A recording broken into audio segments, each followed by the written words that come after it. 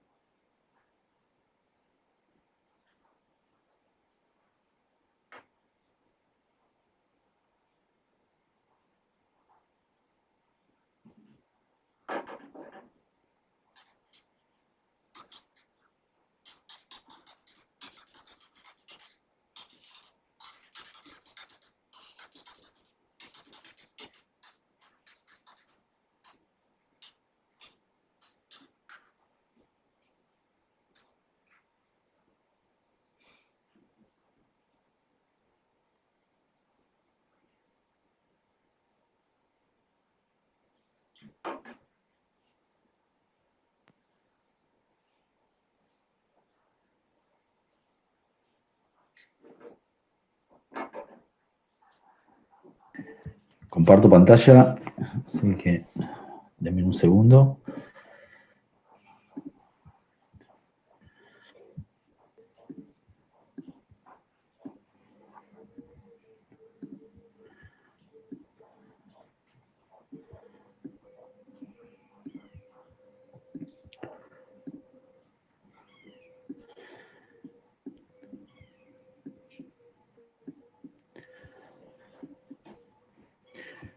Bien, hoy vamos a ver planificación estratégica y el plan de marketing como instrumento. Esto refiere a capítulo 2 del Kotler y hay una parte al capítulo 11 del Kotler. Muchos de estos conceptos ya los conocen porque hay toda la parte de la planificación estratégica que aunque la enmarcamos desde el punto de vista comercial, en realidad ustedes ya la vieron en Administración 2, por lo cual va a haber muchos de los conceptos que les son conocidos y que ya los han visto. Pero bueno, igual los vamos a ir revisando.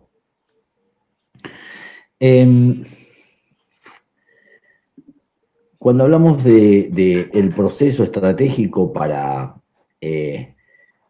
planificar, ejecutar y controlar una estrategia, hablamos de un proceso continuo de planificación, ejecución y control, un proceso dinámico y continuo que aunque parezca secuencial, digo parezca secuencial porque uno planifica, después ejecuta y después controla, en la vida diaria de una organización, este proceso estratégico se da en forma permanente y continua. ¿Qué quiero decir con esto? Que en el mismo momento que estamos ejecutando las estrategias que planificamos ayer, hoy estamos planificando la estrategia de mañana y a la vez estamos controlando lo que venimos ejecutando. Por lo cual, por eso decimos que es un proceso dinámico, continuo, permanente, la planificación estratégica, este proceso de planificación que va desde el pensar la estrategia, el llevarla, implementarla, ejecutarla y el ir controlando esa ejecución. Por eso decimos que es un proceso continuo y permanente.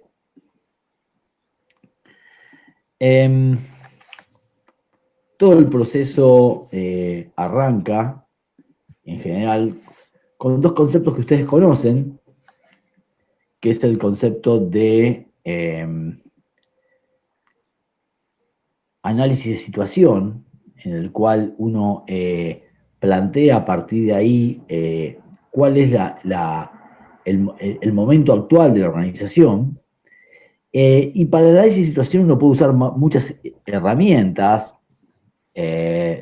Puede salir de utilizar herramientas como, a ver, podríamos usar herramientas, perdón, estoy admitiendo gente todavía que está entrando.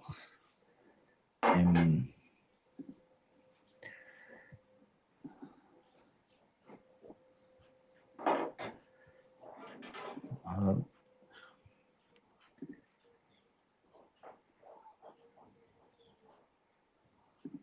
Denme un segundo. Bien. Les decía que partimos de un análisis de situación. Ese análisis de situación utilizando distintas herramientas, como puede ser el análisis de la industria de 5 fuerzas competitivas de Porter, o hacer un análisis del macroambiente a través del análisis PETS, o distintas herramientas que uno utilice para analizar el presente de una organización y que después muchas veces se terminan englobando en la herramienta FODA, que lo que nos permite es llegar a un diagnóstico estratégico. Ese diagnóstico estratégico nos va a decir dónde estamos parados en el presente, y a partir de ahí empieza el proceso de planificación, que parte de dos conceptos conocidos por ustedes, que es el concepto de visión y misión. Un poco la visión es cómo vemos la empresa en el futuro, es decir, cómo imaginamos nuestra organización en el futuro. Por eso decimos que es una situación proyectada. A partir de la situación actual hay una situación proyectada que tiene que ver con mi visión, y determino a qué me voy a dedicar, a qué voy a hacer para llegar a alcanzar esa visión. Y eso tiene que ver con la misión. Por eso decía, son dos conceptos que ustedes conocen, que parte el primero hacia dónde queremos ir. Por eso decimos, es como se proyecta la organización en un umbral de tiempo, pero no es un sueño, o no debería ser un sueño utópico, sino un sueño en base a información y reflexión. Es decir, a partir del análisis de la situación actual, del diagnóstico estratégico que uno hace, es hacia donde aspira, ¿no? Y ese aspiracional, esa proyección futura, es una fuente de inspiración que muchas veces ayuda a romper paradigmas en las organizaciones. En general, la visión está en la cabeza del líder, y de hecho a esa me refiero, más allá de que después las organizaciones lo escriban bien y lo pongan en una página web, en un cuadrito, la visión y la misión. Yo me estoy refiriendo a lo que tiene en la cabeza el número uno de la organización, quien ejerce el liderazgo. Es decir, la visión es lo que él imagina de cómo va a ser la organización en 5 o 10 años, y esa visión, una vez que una lo baja al resto de la organización, guía y orienta al resto de la organización. Por eso es importante un líder con una visión de futuro hacia dónde queremos ir. Después las empresas lo terminan redactando y poniendo en sus páginas web, en sus oficinas, en los cuadritos.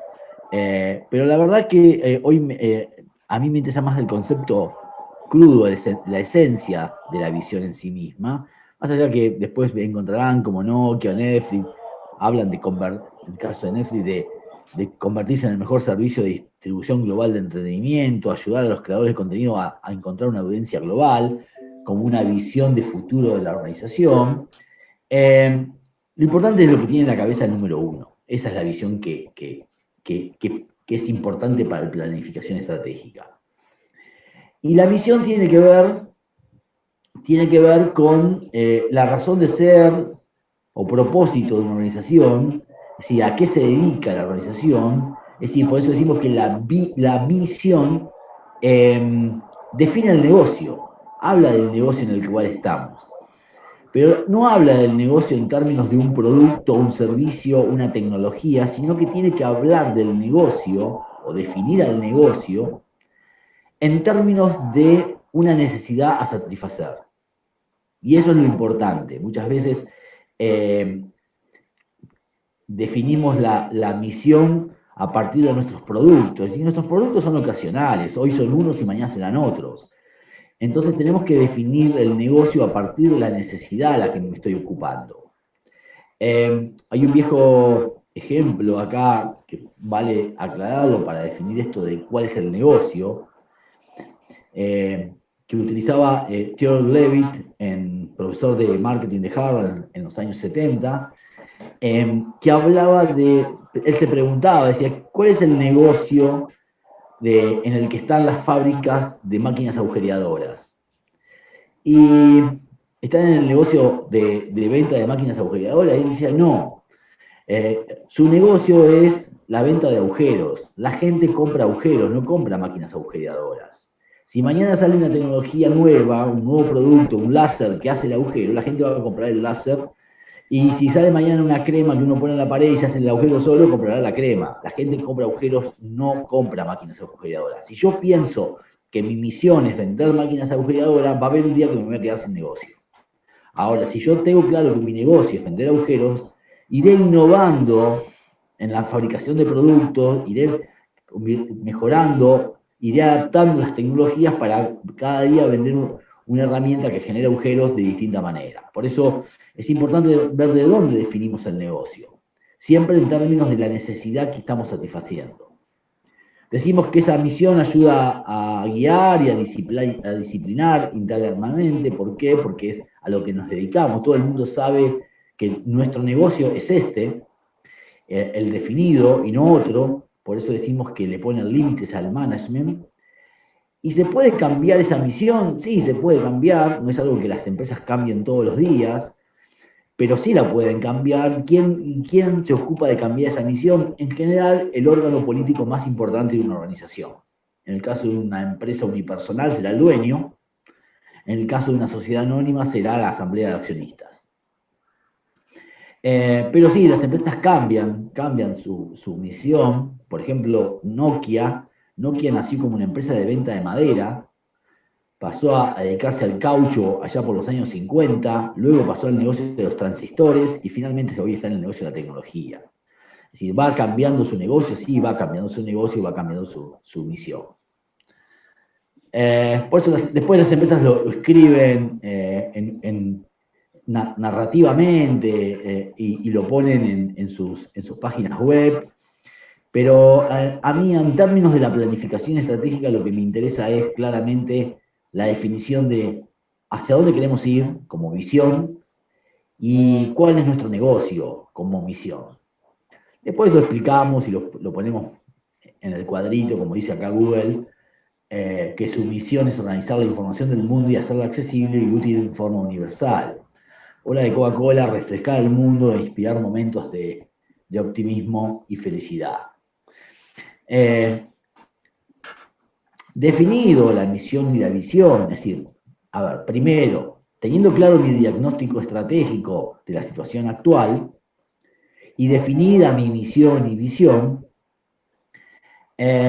uno puede empezar a pensar en dos elementos importantes de la planificación, que tienen que ver con la fijación de objetivos.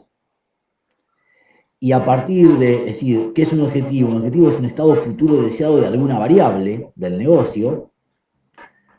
Como el negocio tiene distintas variables, va a tener distintos objetivos. Y a partir de una situación actual en la variable, yo defino un objetivo en esa variable, que es un estado futuro deseado. Por ejemplo, actualmente tengo un volumen de 12.000 unidades y me pongo un objetivo estado futuro deseado de 15.000 unidades. Actualmente tengo una rentabilidad del 15% y me pongo un objetivo, un estado futuro deseado de rentabilidad del 20%. Actualmente tengo un 12% de participación de mercado y me pongo una participación de mercado objetiva del 16%. Es decir, siempre a partir de una situación actual, en las variables uno fija objetivos, estados futuros deseados, de las diferentes variables del negocio. ¿cómo va a alcanzar esa situación? ¿Cómo va a ir de la situación actual al estado futuro deseado de las variables? A través de la estrategia. La estrategia es lo que me lleva de la situación actual al estado futuro deseado. Voy a tener diferentes estrategias, es decir, puede haber distintas estrategias para alcanzar el mismo objetivo. Luego después será otra evaluación más adelante, es decir, ¿cuál es la estrategia que voy a llevar adelante? Bueno, eso vendrá después de una evaluación de cuál estrategia me conviene llevar adelante. Ustedes se ponen el objetivo que de acá a junio del año que viene quieren rendir tantos finales. Bueno, después harán la estrategia de cómo harán eso. Rendiré esto, no, voy a rendir en diciembre tal cosa, en febrero tal otra. Hay distintas estrategias para alcanzar el objetivo de tener tantos finales rendidos a mitad de año. Bueno, así funcionan las empresas. Uno se pone un objetivo, un estado futuro deseado a partir de una situación actual, y a partir de ahí construye sus estrategias. Pero tengan en cuenta algo importante. Fíjense que tanto el objetivo está alineado a esa visión que tengo de futuro, es decir, me imagino un futuro y me pongo objetivos para que me lleven a ese futuro, y todas mis estrategias van a estar alineadas a la misión, van a tener que ver con llevar adelante cursos de acción que tengan que ver con el negocio en el cual estoy. Yo podría alcanzar el 20% de rentabilidad haciendo otra cosa, pero no, bueno, mi negocio es esta es mi misión. Y las estrategias que me llevan hacia esa misión, a ese objetivo, perdón, tienen que estar alineadas a la misión. Por eso decimos que siempre funciona como un proceso de alineación entre visión, misión, objetivos y estrategias. Es decir, deben estar alineadas para que funcione la planificación estratégica. ¿Estamos hasta acá? ¿Me siguen? Sí, profe. Sí, profe, sí. Bien. ¿Dudas? ¿Estamos?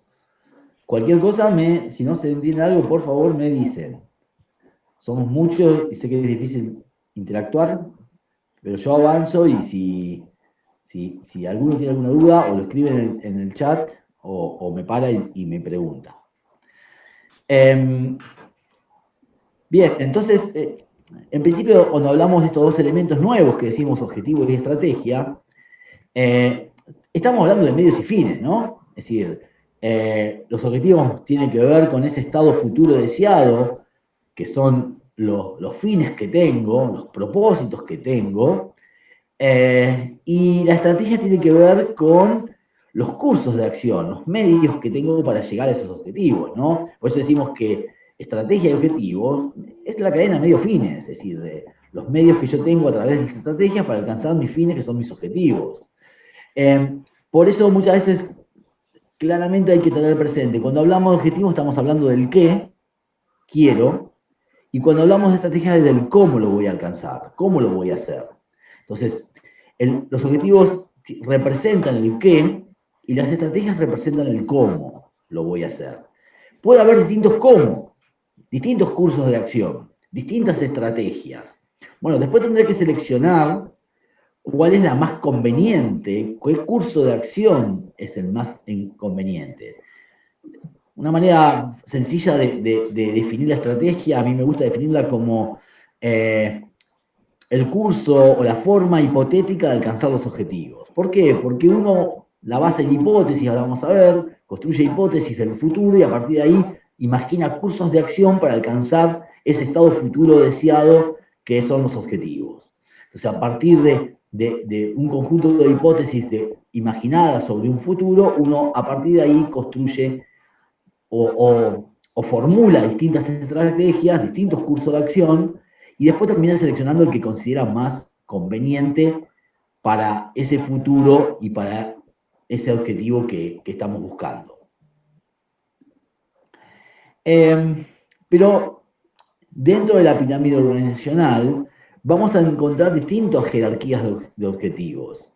Objetivos a nivel superior, objetivos globales o corporativos de una organización, que luego cascadean, es decir, se da un proceso de cascadeo a los distintos niveles organizacionales, niveles medios o gerenciales y hasta los niveles operativos. Va a haber objetivos operativos, muy operativos muchas veces, la producción de esta semana. Y bueno, y eso va a estar adaptado seguramente a un objetivo global de market share, de producción, de ventas, que está a niveles más superiores. Pero va a haber una jerarquía de objetivos donde va a haber objetivos de orden superior a nivel corporativo de toda la organización, que después se van cascadeando en objetivos, se van abriendo por las distintas áreas y funciones hacia los niveles más bajos de la organización. Estos objetivos pueden ser de largo o corto plazo. Generalmente hablamos de corto plazo aquellos objetivos que están dentro del año, muchas veces denominados metas. Muchas veces tenemos metas semanales, metas mensuales, metas quincenales, metas semestrales, metas trimestrales. Bueno, son todos objetivos de corto plazo.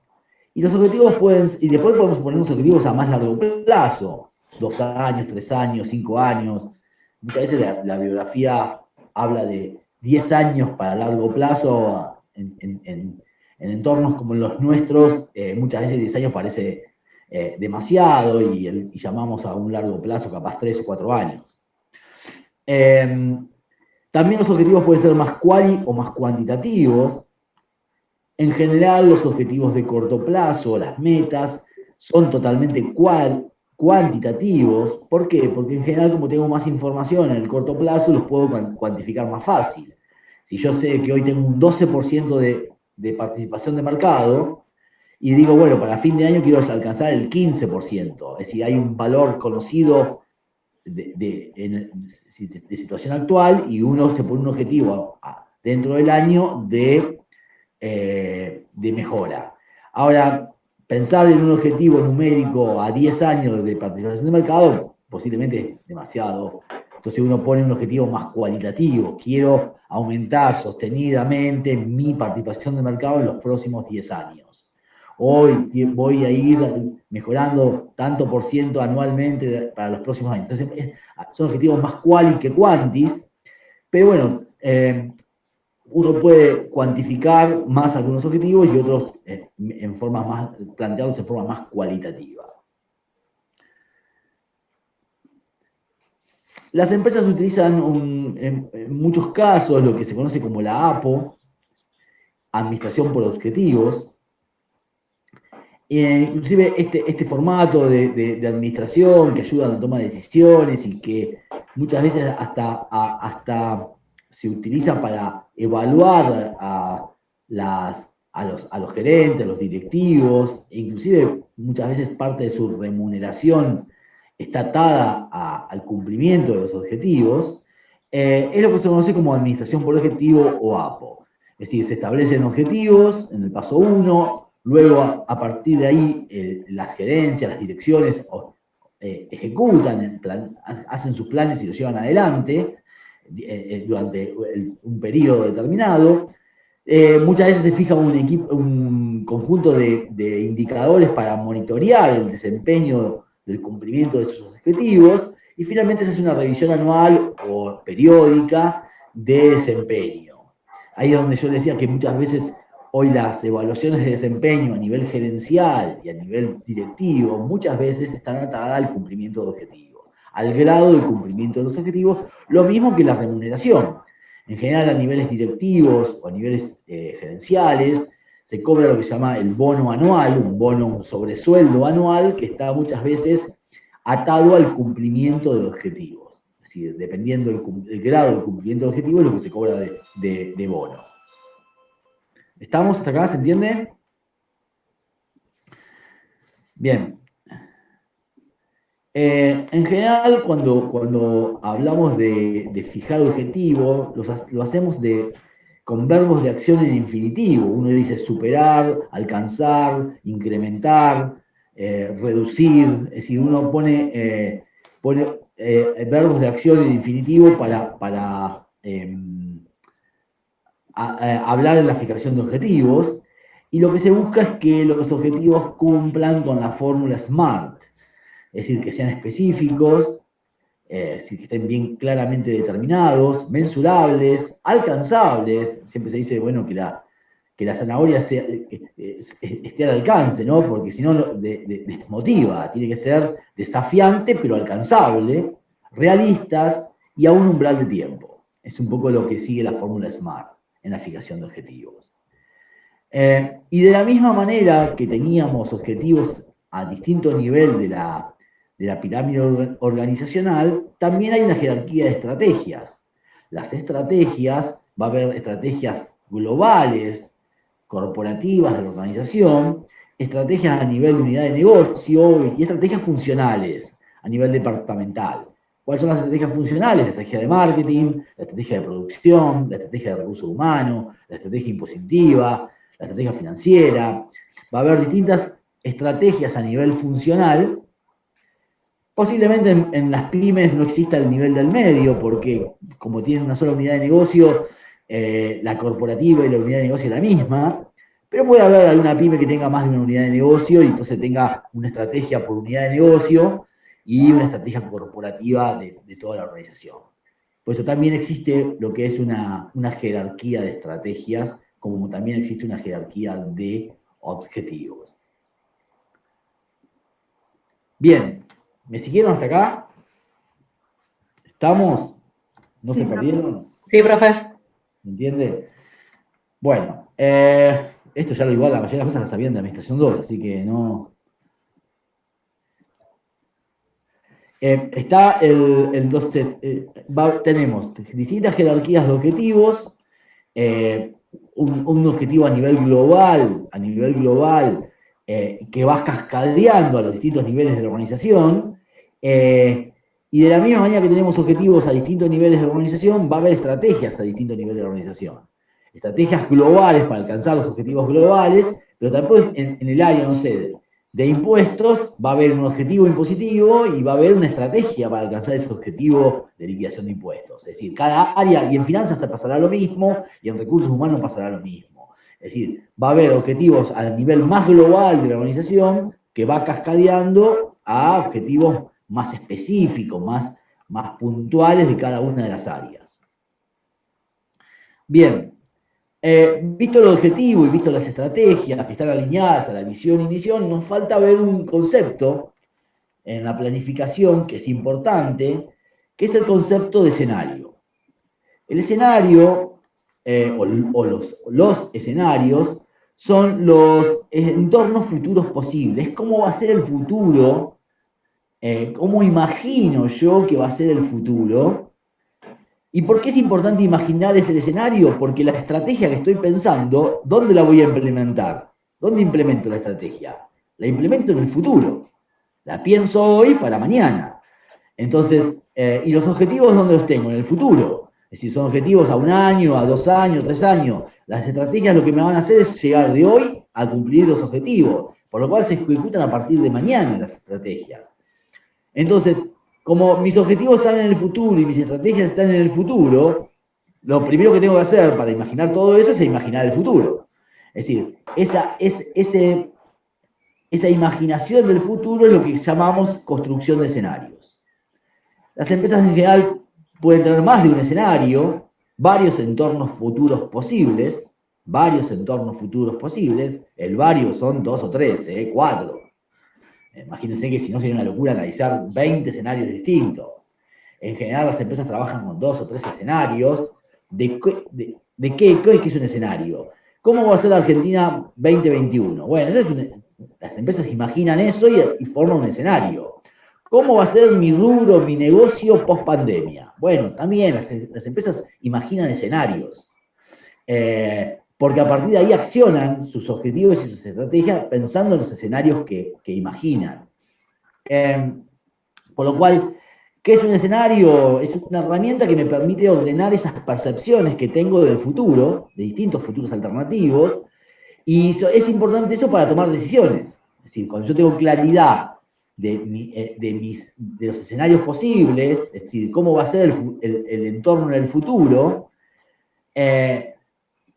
me ayuda en la toma de decisiones. Es importante tener presente que no son predicciones sobre el futuro, sino una percepción del futuro hoy, vista desde hoy, ¿no? ¿Y cómo construyo los escenarios? A partir de hipótesis. Es decir, fijando hipótesis de las principales variables del entorno. Yo digo, el dólar va a estar tanto, va a subir o a bajar. La economía va a crecer a tanto por ciento. La capacidad de ahorro y la aprobación va a ser tal. La vacuna va a salir para febrero. Bueno, son hipótesis, es decir, uno construye hipótesis, fija hipótesis, y a partir de esas hipótesis plantea entornos futuros posibles, que son los escenarios. Entonces uno, a partir de ahí, lo que va a hacer, lo que Porter en general recomienda es, bueno, a partir de los escenarios que puedo construir, voy a tratar de definir cuál es el entorno futuro más probable. Es decir, de todos los posibles que uno está analizando, los distintos escenarios posibles que uno analiza, uno termina pensando en, bueno, el más probable que ocurra sea este. A veces se puede y a veces no, y tenemos que pensar estrategias que nos ayuden dependiendo del escenario que aparezca. Ahora, a veces uno puede definir un entorno futuro probable. ¿Y para qué lo hago eso? Porque la estrategia que voy a elegir va a ser la que considere más apropiada para ese entorno futuro probable. A partir de eso voy a elegir la estrategia más apropiada. Es decir, la elección de qué estrategia seguir,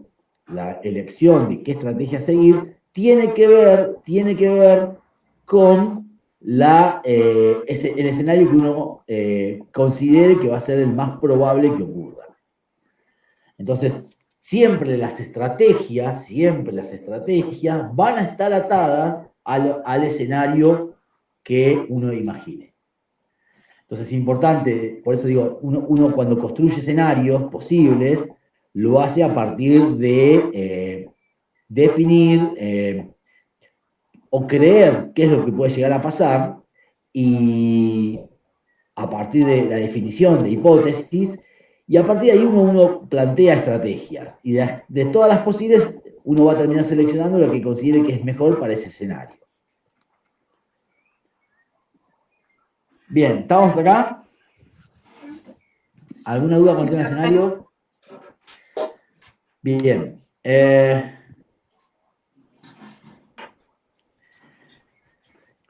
Una vez que tenemos claro objetivos y estrategias, el paso que sigue en el sistema de planificación es cómo bajamos esas estrategias, que muchas veces están en la cabeza de alguien, encima no están ni escritas muchas veces, cómo las bajamos a nivel operativo. Y la forma de bajar las estrategias a nivel operativo es a través de los planes. Los planes lo que hacen es rescatar las estrategias, ponerlas en papel y ver cómo eso lo llevamos a niveles operativos, cómo implementamos esas estrategias.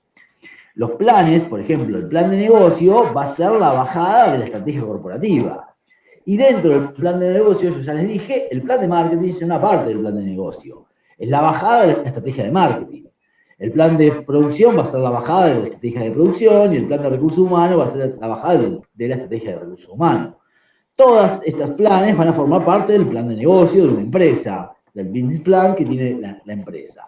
Ahora, ya para llevarlo a niveles operativos, para implementar la estrategia que está rescatada en los planes, que está descrita en los planes que armé, lo hago a través de programas de acción, programas operativos. Y cada de esos programas van a tener un presupuesto, es decir, van a poder estar presupuestados cada uno de esos programas. Por eso muchas veces decimos que el presupuesto es el último eslabón del sistema de planificación. Es decir, finalmente cuando ponemos en número los programas, que son la bajada de los planes, que son la manera que llevamos a nivel operativo a la estrategia. Entonces, un poco esa es la bajada que uno hace desde una estrategia que muchas veces es más conceptual, muchas veces inclusive está en la cabeza de alguien y no está ni escrita. A medida que la formalizamos, la ponemos en planes, la convertimos en implementación a través de programas operativos, y finalmente la presupuestación, cuando es la expresión numérica de esos programas operativos. Todo esto muchas veces marcado dentro de políticas, reglas y procedimientos que tiene una organización. Por lo cual, ¿qué son los programas? Los programas es el detalle de actividades o pasos para realizar esa implementación. Muchas veces un grupo de actividades son las necesarias para bajar la estrategia a nivel operativo, y los programas lo que tienen es un poco se apuntan a la asignación de recursos, qué recursos en dinero, tecnología, personas son necesarios, quién es el responsable de llevar adelante esas actividades, en qué tiempos hay que hacerlo, esas actividades, y qué resultados esperan de esas actividades. Un poco es lo que rescata un programa de acción, un programa operativo. La expresión económico-financiera, es decir, de los recursos, la cuantificación de los recursos en términos monetarios, es lo que expresan los presupuestos. No solo en términos monetarios, muchas veces te hacemos presupuestos de horas de trabajo, presupuestos de unidades necesarias, es decir, pero en muchos casos, es decir, la expresión numérica y finalmente económico-financiera de los programas de acción son los presupuestos. Todo esto en general se da en un marco de políticas que tiene una organización, es decir, la implementación siempre va a estar enmarcado dentro de ciertas políticas. ¿Qué son las políticas? Son esos enunciados generales que guían la acción o el pensamiento al momento de tomar una decisión. Es decir, las políticas lo que terminan es delimitando qué es lo que se puede hacer o cómo se debe hacer en esta organización ciertas cosas. Por ejemplo, es política de esta organización no pagar a menos de 30 días, es política de esta organización tomar empleados que sean, o dar prioridad a empleados que sean familiares de mis trabajadores. Podría ser política de la organización todo lo contrario, no tomar familiares de mis trabajadores. Es decir, la política da un marco, un enunciado general que me dice qué es lo que se puede hacer o no hacer al momento de llevar adelante alguna actividad. Por eso decimos que son declaraciones e interpretaciones generales que guían el pensamiento en la toma de decisiones. Y por supuesto, las actividades, en muchos casos, cuando llevo adelante los programas de actividades, todas esas actividades van a estar en muchos casos procedimentadas, va a haber procedimientos. En algún caso, en las empresas medianas y grandes, en general esos procedimientos están documentados, formalizados y estandarizados. Es decir, hay un procedimiento escrito que dice cómo hay que hacer las cosas, que cualquiera que la haga tiene que seguir ese procedimiento. A veces en las empresas más chicas existen procedimientos, pero no están escritos, que se pasan oralmente de trabajador a trabajador, que todo el mundo sabe lo que hay que hacer, pero en ningún lado figura escrito. Bueno, un poco cuando las empresas van creciendo, una de las cosas que van haciendo es formalizar estos procedimientos, documentarlos, para que queden estandarizados y formalizados. Y también va a haber ciertas reglas para hacer las cosas. Las actividades y las tareas, generalmente hay reglas, prohibido fumar, prohibido entrar a este sector sin casco, lavarse las manos antes de entrar al laboratorio. Bueno, son cosas que a veces son reglas que están planteadas de qué es lo que hay que hacer o qué es lo que no se puede hacer para poder llevar adelante ciertas tareas.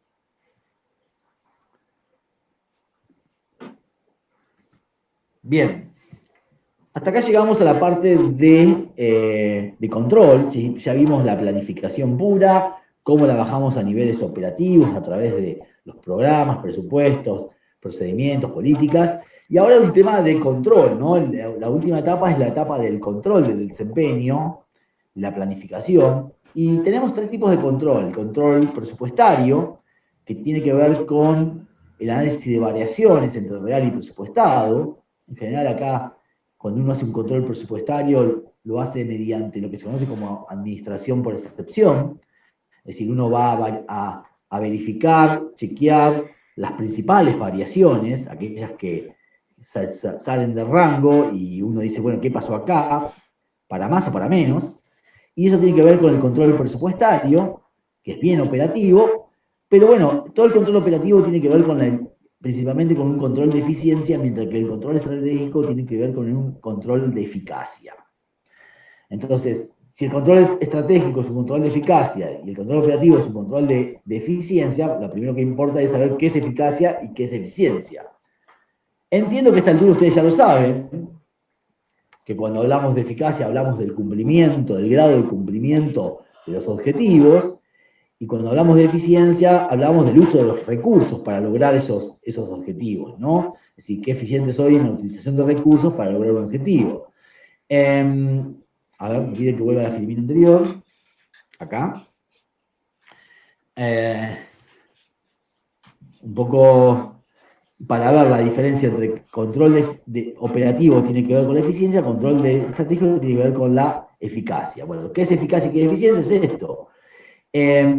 ¿Por qué es importante esto? Peter Drucker nos dice que el control estratégico tiene que ver con chequear si estoy haciendo lo correcto, y el control de eficiencia tiene que ver con si lo hago correctamente. Y hay una diferencia, parece semántica, pero es más que semántica, es conceptual. Una cosa es hacerlo correcto y otra cosa es hacerlo correctamente. Uno podría hacer correctamente lo incorrecto, lo que no tenía que hacer. Ah, lo hice perfecto, mirá, gasté el mínimo de recursos, lo hice bárbaro, en tiempo récord, bueno, pero no había que hacer eso. Entonces Peter Drucker lo que dice es, primero tengo que hacer un control estratégico. Es decir, lo importante es si me estoy dirigiendo hacia el objetivo, al cumplimiento de los objetivos. Después me fijo si lo hago eficiente o no lo hago eficientemente. Después lo veo si lo hago correctamente o no lo hago correctamente. Pero ojo, porque muchas veces en nombre de la eficiencia hacemos correctamente lo que no teníamos que hacer. Entonces, primero chequear la eficacia. ¿Soy eficaz? ¿Estoy yendo hacia el objetivo? ¿Estoy cumpliendo mi objetivo? Sí, bueno, ahora, ¿cómo lo estoy haciendo? No, ¿bien o mal? Bueno, más o menos. Bueno, entonces tendré que mejorar la eficiencia para alcanzar mi objetivo, pero estoy haciendo lo correcto, estoy yendo al lugar correcto.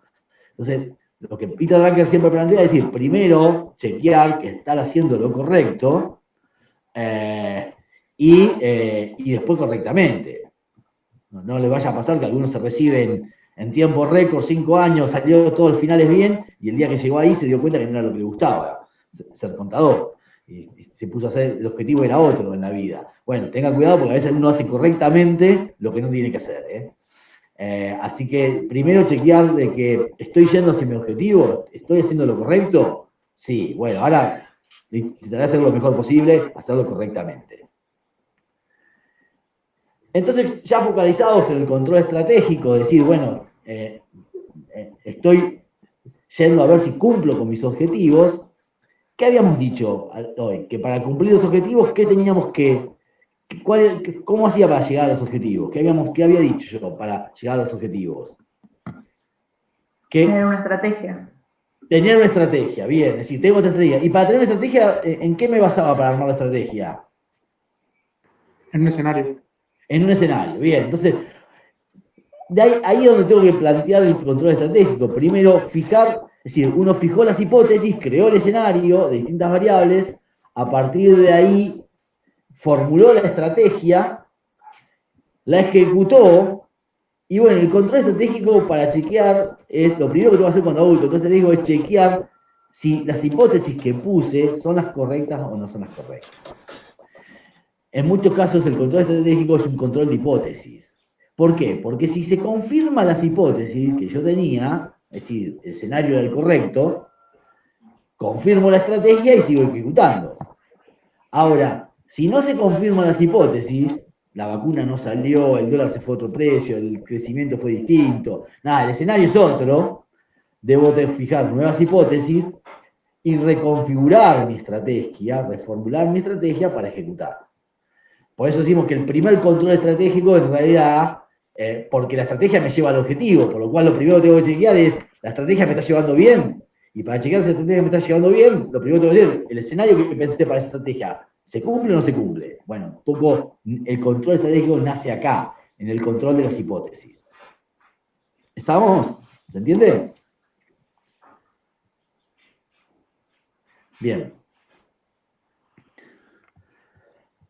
Visto esto de planificación, ejecución y control, nos vamos a meter un poco en lo que son las estrategias genéricas o lo que es estrategias competitivas a lo que Porter llama estrategias genéricas.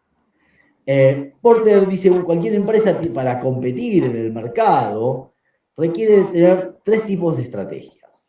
Y solo 3, dice. Después de ahí se desprende todo lo que quieran, las distintas estrategias funcionales, pero en realidad, corporativamente, globalmente, uno tiene, solamente hay 3 estrategias genéricas, dice Porter. ¿Y cuáles son esas estrategias? Liderazgo en costo, diferenciación o enfoque o alta segmentación. Enfoque o alta segmentación es lo mismo. Es decir, me tengo que enfocar. Y en realidad, ¿cómo me enfoco? O me enfoco en costos o me enfoco en diferenciación. Por lo cual, la tercera estrategia genérica es una consecuencia de las 2 primeras, pero dirigida a un segmento limitado de mercado, a un segmento más pequeño, un nicho de mercado. Ahora, ser líder en costo requiere de una ventaja estratégica en una posición de costos baja. Yo debo tener una posición de costo baja y esa ser mi ventaja estratégica para ser líder en costo. Para tener una estrategia de diferenciación, mi ventaja estratégica tiene que estar en algún atributo diferencial exclusivo percibido por los clientes.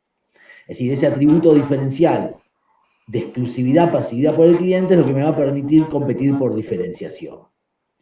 Cualquiera de las dos, líder en costo o diferenciación, yo la puedo usar enfocada a un segmento más limitado del mercado, a un nicho de mercado. Por lo cual, las 3 estrategias, si quieren, de Porter, en realidad son 2 que son las que vamos a analizar ahora un poquito más, pero que después una de las 2 se convierte en una tercera, en un enfoque a un segmento más particular del mercado. Bien, ¿qué hace el líder en costo? El líder en costo, en general, vende a un precio regular de mercado y lo que hace es optimizar todos sus procesos, trabajar su cadena de valor, para que estructurar sus costos de tal manera de tener una estructura de costos inferior. Y que el margen del negocio está dado por ese liderazgo en costo, por esa estructura de costo a un nivel inferior. Por supuesto que podría bajar más el precio, pero la verdad es que el negocio de un líder en costo es tener un precio normal de mercado y llevarse este margen. Si yo bajo demasiado el precio, me como el margen. Por lo cual, las empresas líderes en costos tratan de llevar a un precio regular de mercado y ganar vía una estructura de costos baja. ¿Qué hace el que hace diferenciación? El que hace diferenciación tiene algún atributo diferencial percibido y valorado por los clientes que le permiten cobrar un precio superior. El líder en diferenciación tiene un precio superior porque alguien paga por esa diferenciación o está dispuesto a pagar por esa diferenciación. Y trata de que el costo de esa diferenciación no le coma el margen. Ese margen de negocio que obtiene por ese precio superior, si yo después del costo diferencial me sube demasiado y me come el margen, no me sirve de nada diferenciarme. En realidad uno trata de tener un precio superior a un costo razonable. Muchas veces me dicen, sí, el líder en costo vende barato. No es que vende barato el líder del costo. El líder del costo lo que hace es, va a vender más barato que el que cobra un precio superior por diferenciarse. Está claro, este tiene un atributo diferencial y hay alguien que paga por ese atributo diferencial. Por este vende más caro este.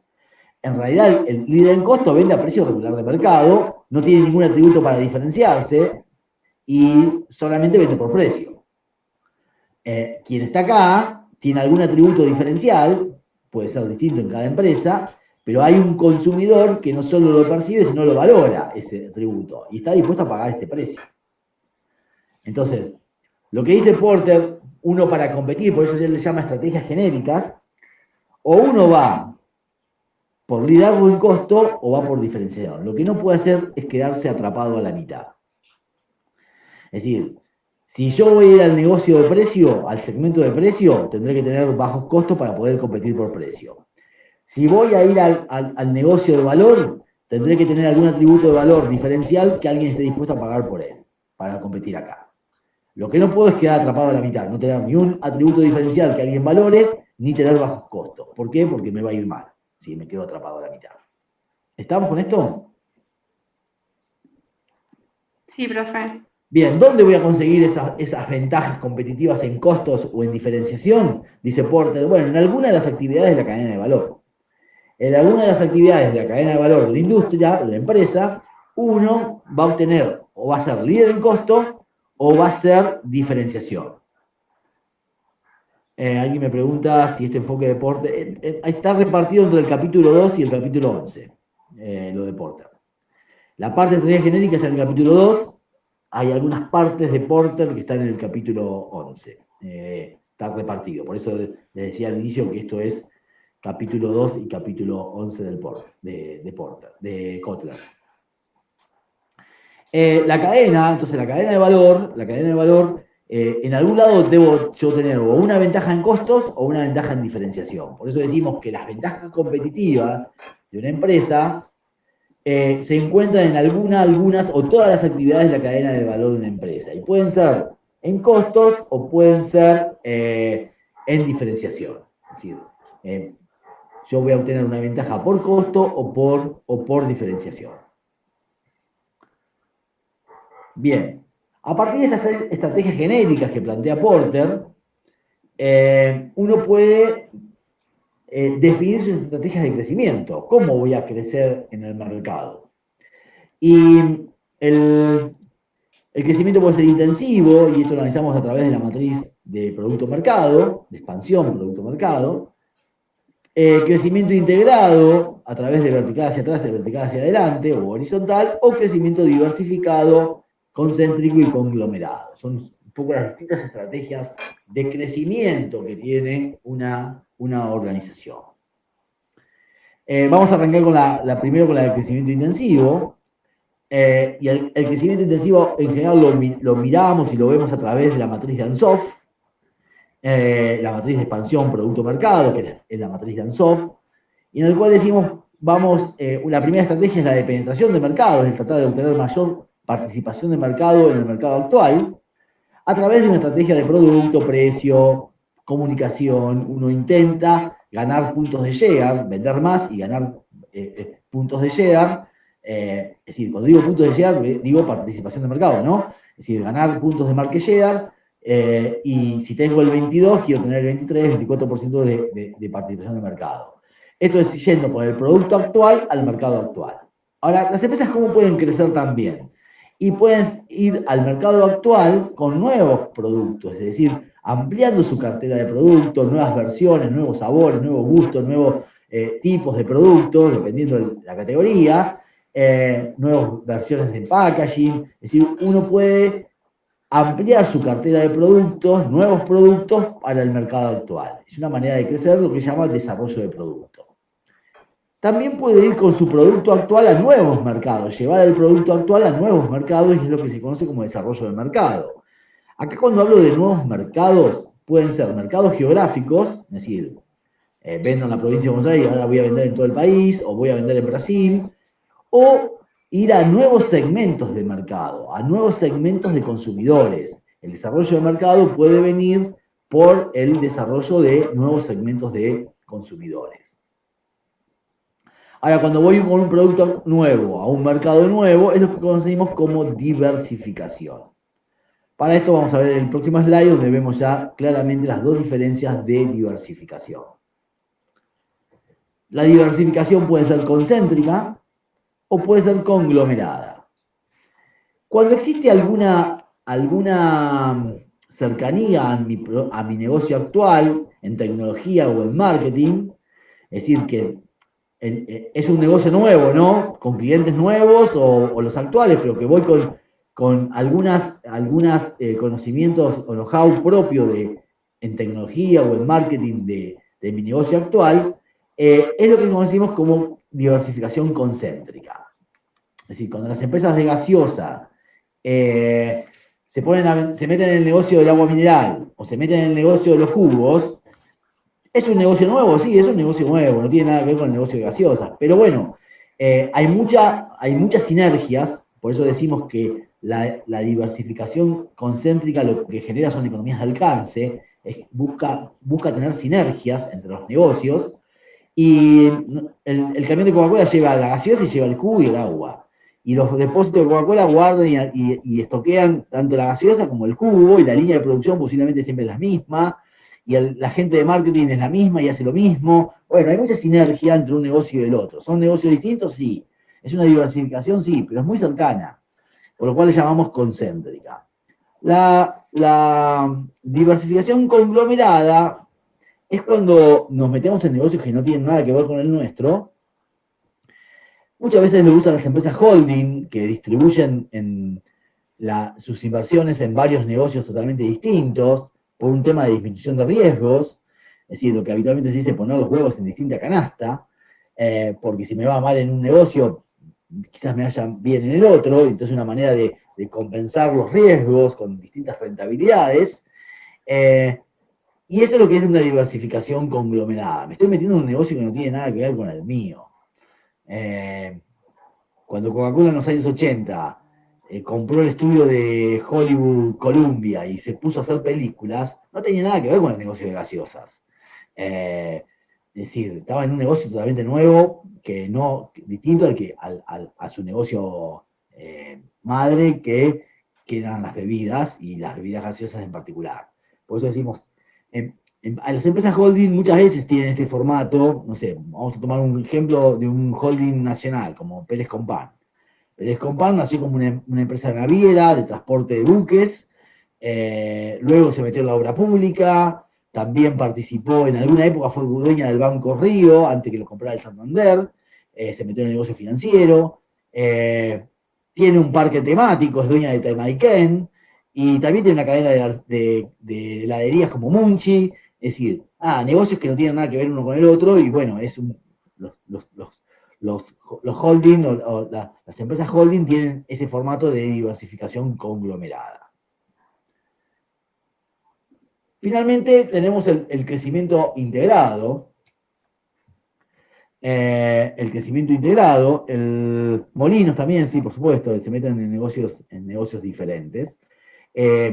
A veces muchos son concéntricos y otros a veces se meten en negocios que están más lejos de su negocio central o su negocio madre.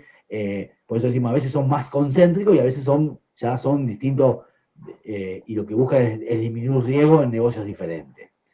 En el crecimiento integrado,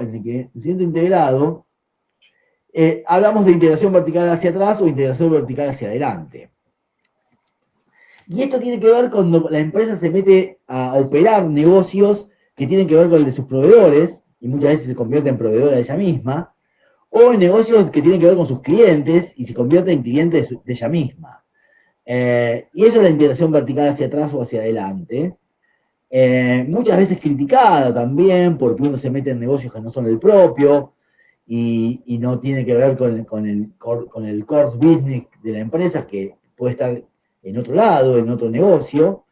Pero bueno, las empresas también utilizan este mecanismo para crecer. A ver, supongamos que ustedes son un molino harinero. ¿Cómo se integrarían verticalmente hacia atrás? ¿Qué haría un molino harinero para integrarse verticalmente hacia atrás? ¿Qué imaginan? Un campo. Cosecharía trigo. Claro, es decir, si soy un molino harinero y me quiero integrar verticalmente hacia atrás, lo que hago es alquilar campo, comprar campo y ponerme a producir trigo, ¿no? Eso es integración vertical hacia atrás. Los que critican esto dicen, bueno, pero una cosa es moler harina y vender harina, otra cosa es producir trigo. Son habilidades y competencias distintas, por eso muchas veces se critica la integración vertical, porque te metes en un negocio que es distinto al tuyo. No es lo mismo ser un molino y producir harina que trabajar el campo. Son cosas distintas. Se requieren de habilidades, de conocimientos distintos. Por eso muchas veces se critica la integración vertical como mecanismo de crecimiento. Pero bueno, inclusive tanto Coca como Pepsi, en algunas partes del mundo, se han convertido como empresas que fabrican envases y se venden a ellas mismas los envases. Es decir, bueno, existe la integración, las empresas de cerveza hacen también lo mismo. Muchas empresas se integran hacia adelante o atrás, a veces porque el proveedor tiene un insumo estratégico de la empresa, y entonces uno trata de dominar el insumo estratégico para ser proveedor uno de uno mismo. Es una de los motivos muchas veces que las empresas se se integran verticalmente hacia atrás. Ahora, soy un molino harinero y ¿cómo me integro verticalmente hacia adelante? ¿Cómo hace el molino harinero? La ¿Cómo? panadería. Una panadería. Claro, pone una red de panaderías, o pone una panificadora, o pone una fábrica de pastas.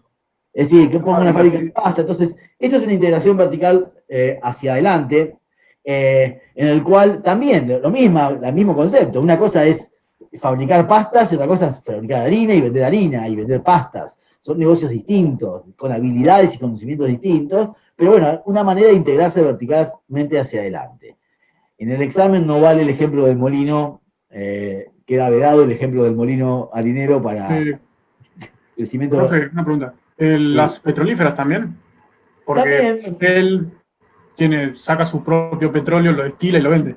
Claro, sí, también, por eso, es decir, hay un montón existe de frigoríficos que tienen su red de carnicerías, o tienen también campo y crían, es decir, mucho, es decir, no es raro que veamos industrias integradas.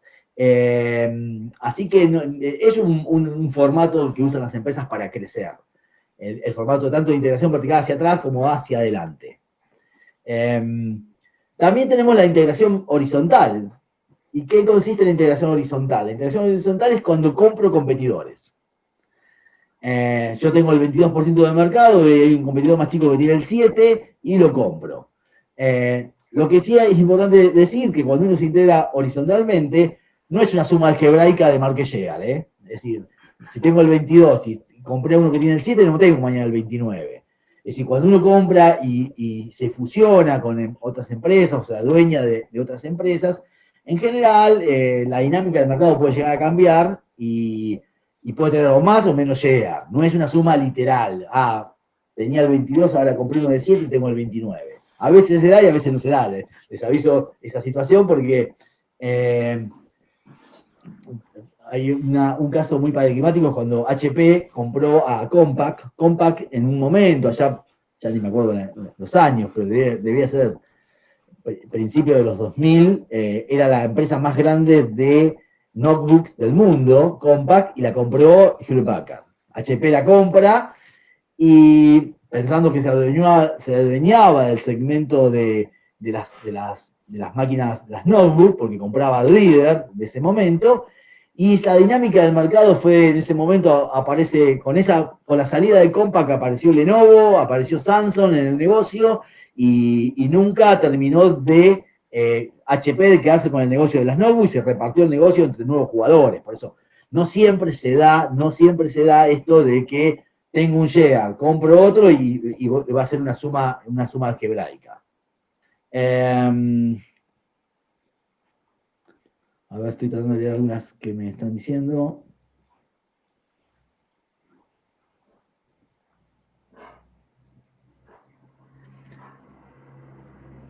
No sé a qué se refiere. Ahí me dicen en integración vertical la compra. Yo, profe, Prado y Manuel, porque usted hizo referencia, dice, bueno, una integración hacia atrás es alquilo campos y empiezo a producir yo mi harina. Digo, no se puede también comprar la fábrica de mi proveedor. Tan quiera, la compro y... Sí, también, sí, totalmente, sí. La integración puede ser, no lo dije, pero la integración puede ser porque vos desarrollás tu propia empresa o porque compras un proveedor. Sí, totalmente. Sí, es así. O compras un cliente, ¿no? Te adueñás sí, también es por compra. Sí. Puede ser por desarrollo propio, porque abrís tu propia industria. Yo genéricamente decía, te metés en el negocio de tus proveedores. ¿De qué manera tenés para meterte en el negocio de tus proveedores? Una, generando tu propia industria, tu propia empresa, o comprando alguna existente. Sí, el camino también es ese, por supuesto. Gracias. Bien. Bien, un poco Porter nos plantea que cuando hacemos el análisis de nuestros competidores, ya de un competidor específico, cuando dice voy a analizar a la competencia, uno para determinar el perfil de los competidores tiene que mirar un poco esto, objetivos, estrategias, supuestos y capacidades de la competencia para determinar un perfil de competidor que me permita inferir la reacción de mis competidores. ¿Qué reacción esperada yo puedo tener de un competidor? Kotler habla de distintos 4 tipos de reacciones, desde agresiva, selectiva, rezagada o aleatoria. Cuando uno habla de competidores con reacción agresiva, en general, lo bueno de eso es que sabe cómo son. Si bajo el precio, baja el precio. Si lanzan un nuevo producto, lanzan un nuevo producto. Muchas veces los más peligrosos son los aleatorios, que uno no sabe cómo se van a comportar. Los otros son más previsibles, ¿no? Tanto el agresivo, selectivo o rezagado. A ver, saber el objetivo de mi competencia, y sí, es difícil. Es decir, a lo sumo lo puedo inferir, los objetivos de mi competencia los puedo inferir, pero lo más fácil de saber de la competencia es la estrategia.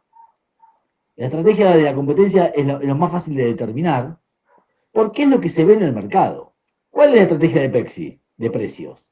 Y me fijo los precios de Pepsi y sé la estrategia de precios.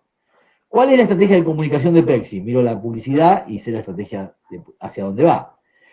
¿Cuál es la estrategia de packaging? Veo las distintas versiones de packaging que tienen. Es decir, la estrategia de mercado de la competencia es bastante fácil de determinar.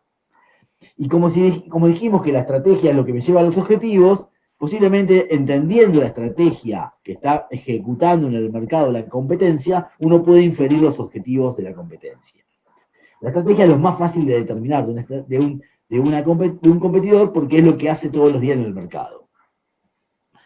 Los supuestos que tiene sobre la industria, sobre la economía, sobre nosotros, sobre ellos mismos, también hay que inferirlos, no siempre son muy claros de ver, pero también es verdad que nuestros competidores directos están inmersos en el mismo entorno de negocio que nosotros.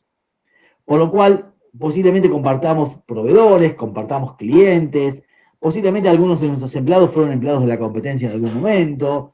Hay mucha información de la competencia que está cerca de uno. Compartimos el mismo banco, el oficial de banco que nos atiende a nosotros es el mismo que atiende a la competencia. Hay mucha información a veces que uno puede conocer de la competencia. Inclusive, seguramente compartimos la misma cámara empresarial.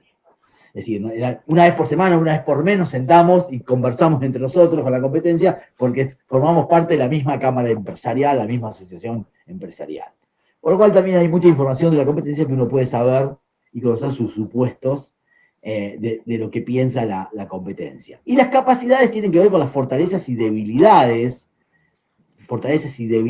que tiene la competencia. Siempre hay que entender cuáles son las fortalezas y las debilidades que tienen mis competidores. De esa manera uno determina el perfil del competidor y puede determinar qué reacciones puede tener la competencia cuando uno hace alguna estrategia.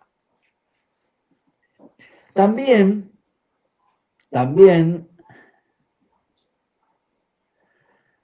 acá me preguntan sobre Pepsi, analizando eventualmente. A ver, Porter nos enseñaba que la rivalidad de las organizaciones de un mercado, cuando más fragmentada la industria, más rivalidad hay. Cuando más concentrada está la industria, dice Porter, menos rivalidad hay. Muchas veces parece que hay mucha rivalidad entre Coca y Pepsi, y en realidad se han dividido el mercado de gaseosas entre los dos en todo el mundo desde hace 100 años, creando barreras de entrada para que nadie entre, y en algunos mercados domina uno, en otros domina el otro, y es lo que han hecho durante 100 años, y concentrándose el mercado entre dos, dividiéndoselo entre dos, y muchas veces conociéndose mucho, es decir, difícilmente ninguno de los dos suba o baje el precio sin que el otro sepa antes. Hay mucha conversación entre ambos, es decir, cuando más concentrado está la industria, más hablan los players. Cuando está más fragmentado, y esto ya lo dice Porter, cuando el negocio está muy fragmentado, cuando la torta está muy dividida entre varias porciones, entre varios jugadores, más rivalidad hay. En general, en las industrias más concentradas, los players hablan entre ellos y muchas cosas las acuerdan y hay un ida y vuelta que se conocen bien qué hace uno y qué hace el otro. Así que sí, hay comunicación entre las empresas. Pero sí en todo mercado, hay distintas posiciones de cada una. Siempre vamos a encontrar el líder, en todo mercado va a haber un Coca-Cola y en todo mercado va a haber un retador, va a haber un Pepsi, ¿no?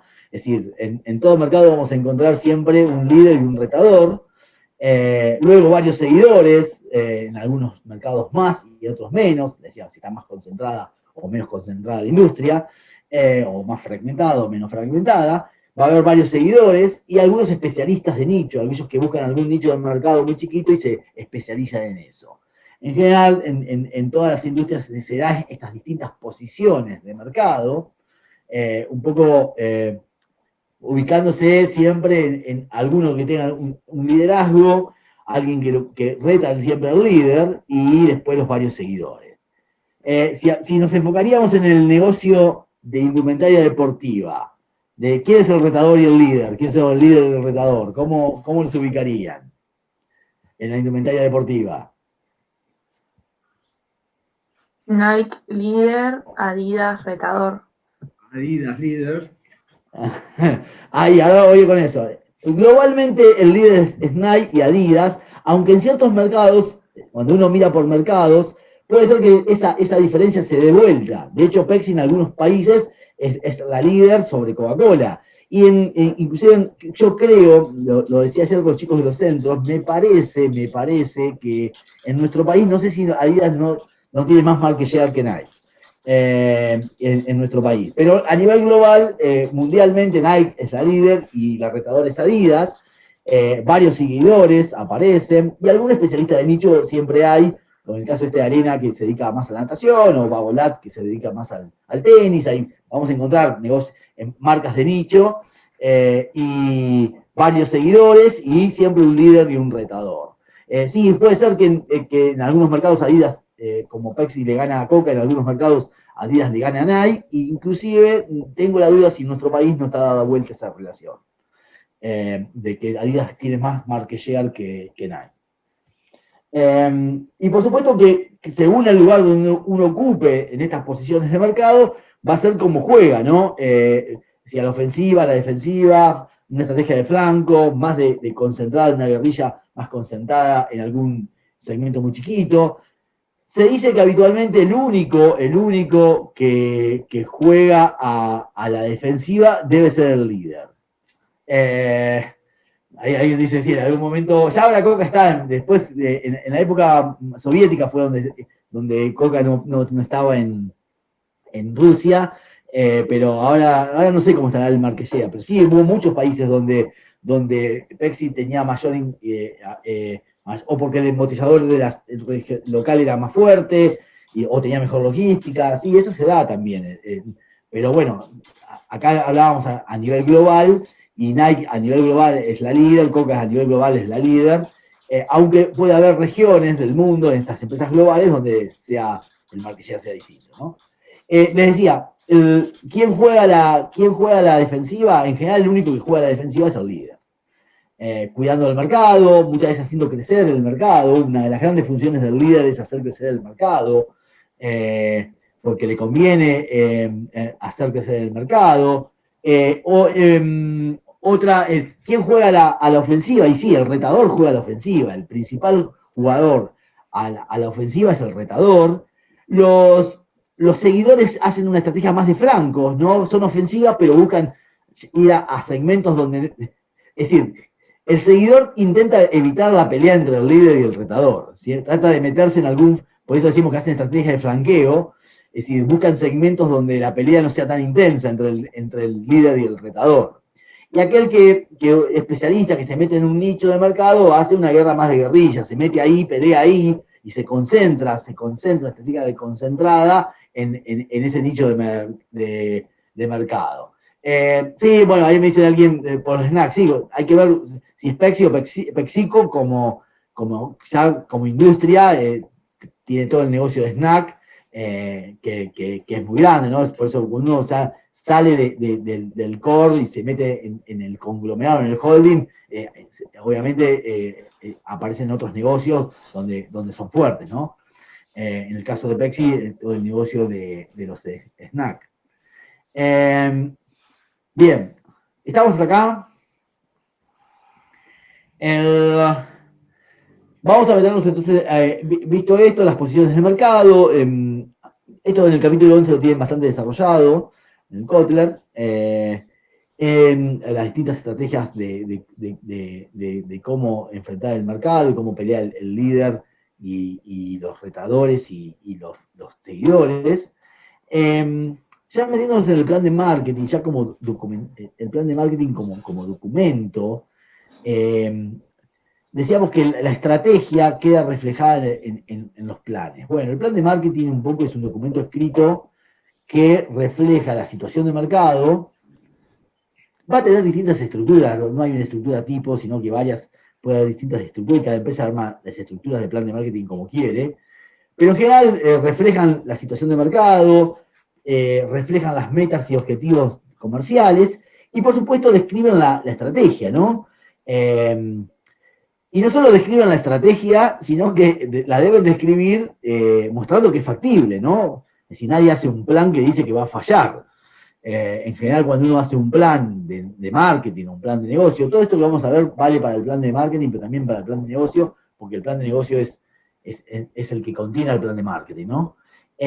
Y decimos que es un documento de intención, porque muestra, uno cuando dice, vamos a hacer esto y vamos a lograr tal cosa, es un documento de intenciones, si uno está diciendo cuál es la estrategia y por qué cree que va a funcionar.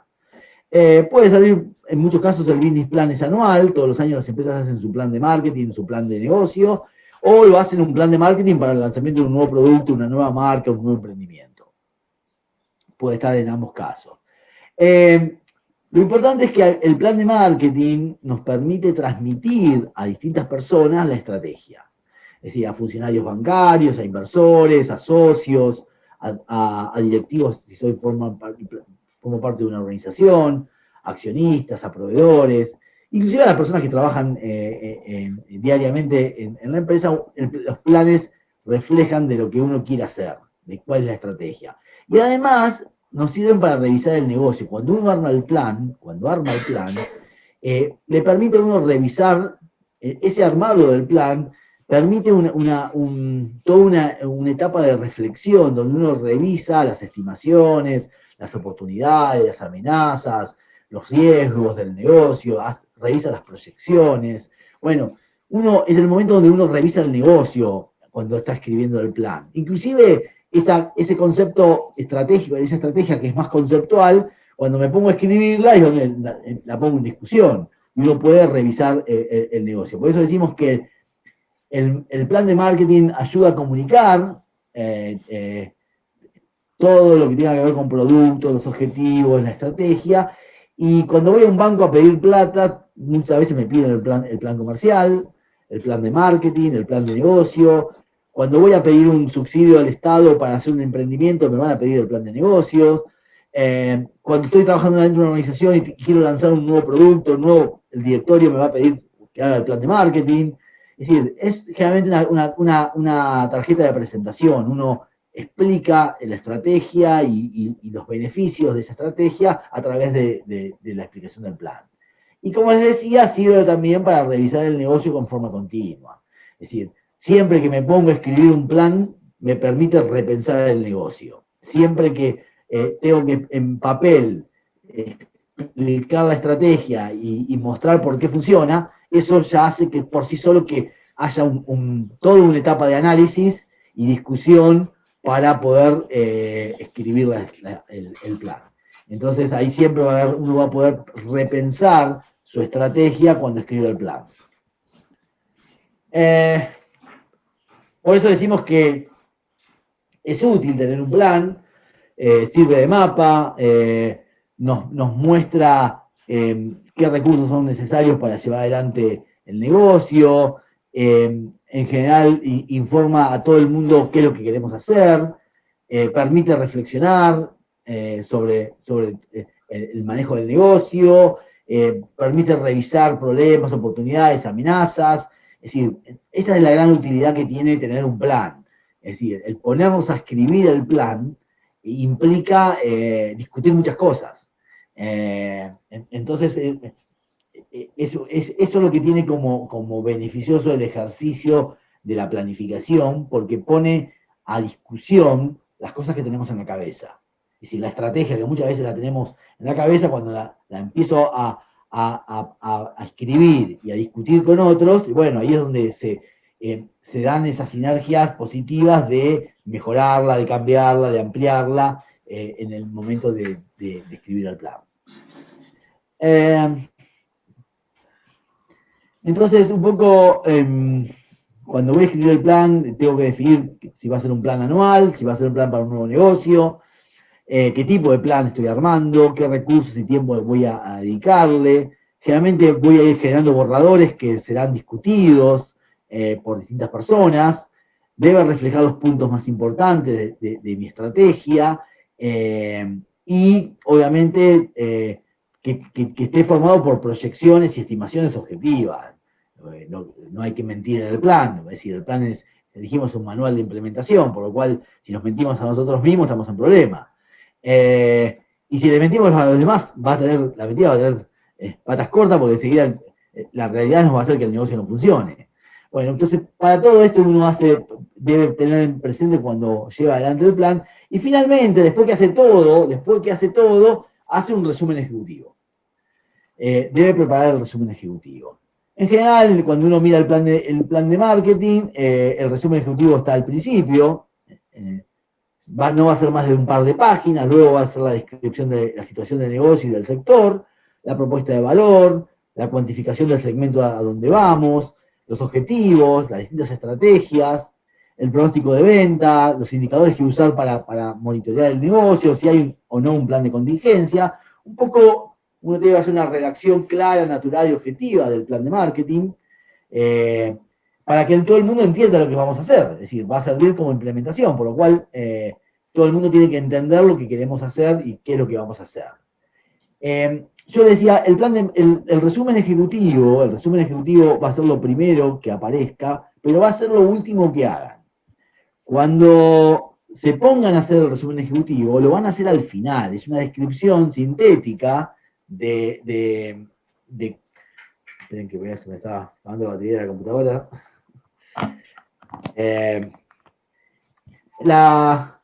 Es decir, ese resumen ejecutivo, que es esa descripción de las partes más importantes, la voy a escribir a lo último. Después que terminé todo el plan, me siento y escribo el resumen ejecutivo en 2 hojas. Y eso es lo que va a ir adelante de todo. Y es lo que todo el mundo va a leer. Y posiblemente sea, como dice Estoy Wonder, lo único que va a leer la gente. Pero posiblemente, si está bien escrito ese resumen ejecutivo, invite a que se siga leyendo, o que alguno vaya y diga, quiero ver la política de precio, o quiero ver cómo van a hacer la comunicación, o quiero ver el packaging. Bueno, es decir, adentro del plan de marketing va a tener todo el detalle, pero el resumen ejecutivo debería reflejar todo lo que está ahí adentro en forma resumida, e invitar a leer el plan de marketing, o por lo menos a explorar las partes que a uno le interesa. Por eso te decimos que debe ser conciso e interesante, pensado en la lectura de quién lo va a recibir, y ya les digo, lo tengo que escribir cuando ya conozco todo, y finalmente, al final lo escribo y lo pongo al principio para que sea lo primero que se lea. Por eso es importante que debe contener el resumen ejecutivo, los principales objetivos, cómo nos estamos organizados, la oportunidad y las ventajas competitivas, la estrategia y las principales proyecciones, o los grandes números, resumen, van a estar en el resumen ejecutivo. Bien, ¿dudas hasta acá?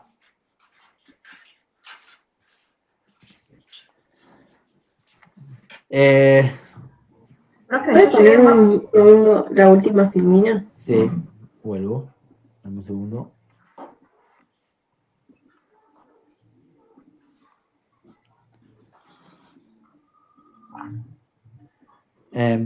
Un poco lo que decimos que debe tener el resumen ejecutivo.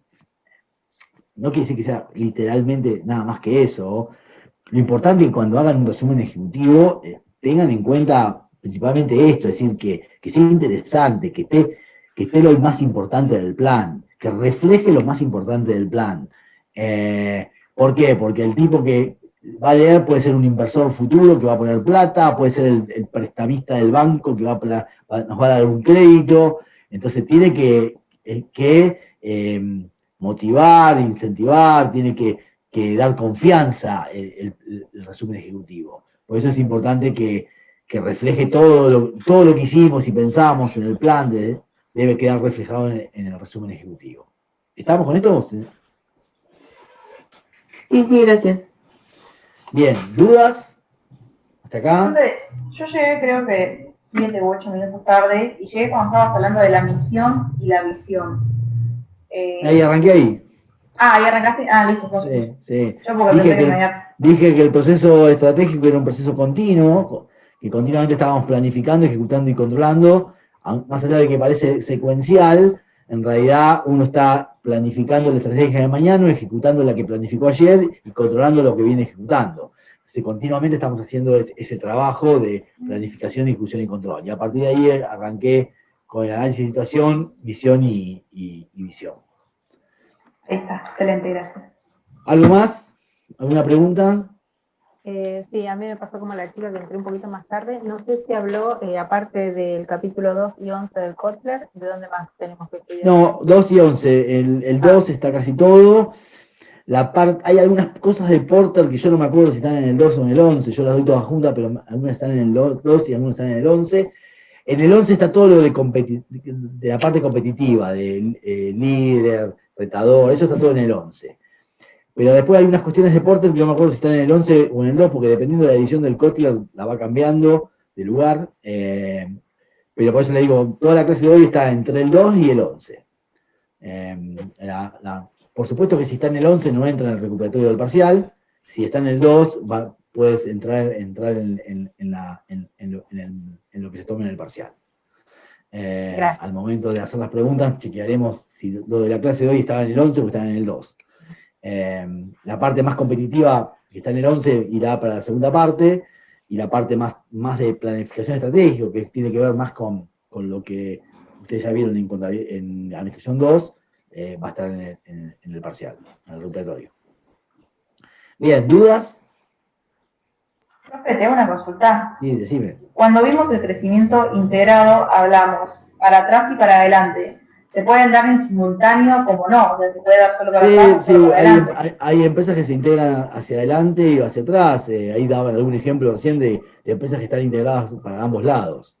Sí, totalmente. Sí, se puede hacer para ambos lados, de integración vertical hacia adelante o hacia atrás, y hacer ambas como parte del crecimiento. De hecho, hay empresas que son bastante integradas, ¿no? Que manejan toda la cadena de valor. O gran parte de la cadena de valor. Arcor es otra de las que está integrada hacia atrás. Sí, hay empresas que están integradas bastante eslabones, inclusive 2 eslabones hacia atrás pueden estar integradas. Proveedor y proveedor de su proveedor, ¿no? Es decir, es una manera de crecer. Las empresas, una manera de crecer que tienen es a través de la integración vertical. Bien, gracias. ¿Alguna pregunta más? Bueno, nos vemos entonces el martes que viene. Ya el martes que viene arrancamos ya literalmente con la segunda parte.